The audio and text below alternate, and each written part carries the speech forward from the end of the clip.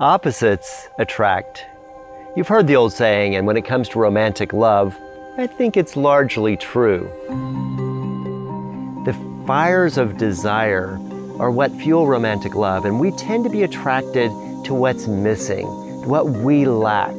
That's why opposite sexes often find themselves engaged in romantic relationship, because we find it endearing to be with someone who embodies what we feel we are lacking. Well, this is great news because it does give us the opportunity to see the world through a new lens, to open our eyes to new ways of being or new experiences, new ways of problem solving, which can be fantastically exhilarating. The bad news is that once you get in a relationship with someone, especially when you close the exit doors by exchanging vows in marriage, you suddenly realize that this is tough, being with someone who experiences things so radically different than you are. Couples I work with sometimes look each other in the eyes when they're dating and say, of all the people in the world, I choose you. But after they're married and the honeymoon is over, they look at each other and think, of all the people in the world, I choose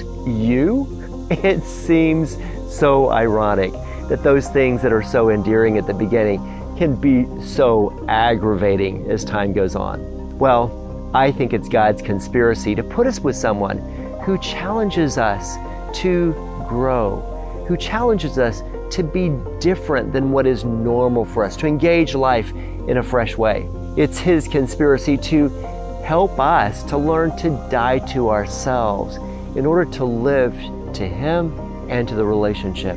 In marriage, each partner really has to decide that the union, that the entity that is their marriage, is more important and valuable than either of them as individuals. Women are told to submit to their husbands, husbands to lay down their lives for their wives.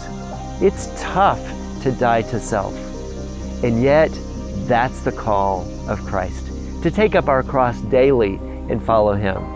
And marriage is one of those areas where we are challenged day by day to lay down our will, our way, to foster harmony, to foster unity.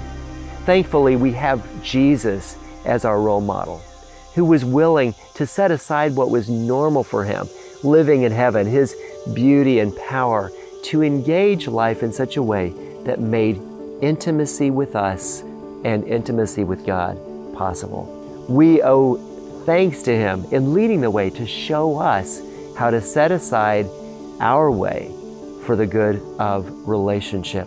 There's an old book by a man named Harville Hendricks. It's called Getting the Love You Want. And he proposes that we are likely to marry someone whose deepest need will be our biggest challenge. Well, that seems like a bad joke in a way, but it's God's way of helping us learn how to expand our capacity to love, to embrace someone in a way that really hits the mark at how they need to be loved. My way is where I start, but God's way is where we want to end. Being able to love another as they need to be loved and not as I would love them.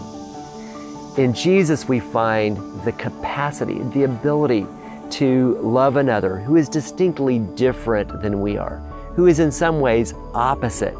But in doing so, we find great fulfillment. Jesus found joy by enduring the cross because of the unity that He made possible through His death. We find our peace in Him, and unity, harmony come about when we surrender to Him.